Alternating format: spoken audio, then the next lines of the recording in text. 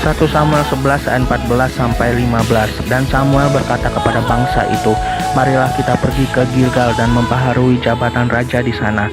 Lalu pergilah seluruh bangsa itu ke Gilgal dan menjadikan Saul raja di sana di hadapan Tuhan di Gilgal. Dan mereka mempersembahkan di sana korban keselamatan di hadapan Tuhan.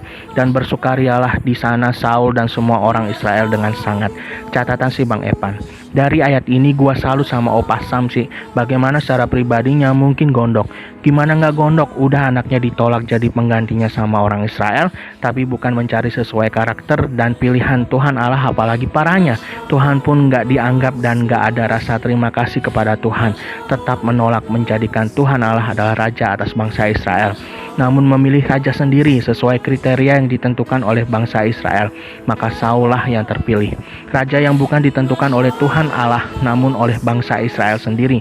Opa Sam harus menerima kenyataan itu, namun harus tetap melakukan perintah Tuhan. Sampai-sampai pembaharuan ulang raja Israel, Opa Sam tetap melakukannya.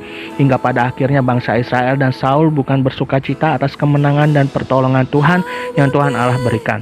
Teman-teman bisa baca di 1 Samuel 11. Namun mereka bersukacita merayakan seorang raja pertama kalinya untuk bangsa Israel. Pernah nggak teman-teman ngelakuin hal yang memang tidak disukai atau nggak mau ngejalanin masa-masa yang tidak mengenakan seperti yang dialami Samuel? Jujur gue ngalamin.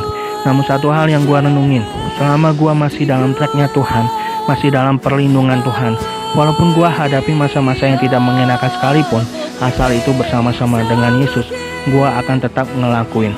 Karena yang gue tahu, Tuhan telah menyediakan masa-masa yang mendatangkan kebaikan buat gue. Sama halnya dengan Opa Sam.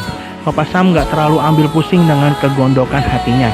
Karena Opa Sam percaya bahwa nantinya ada seorang raja yang akan bertata untuk selamanya.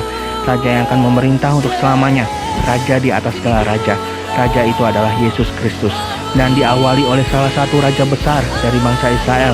Dan dari keturunan langsung dari Yesus, dialah Daud. Opa Sam nantinya diberi kesempatan untuk mentahbiskan Daud sebagai raja atas bangsa Israel yang diurapi Tuhan.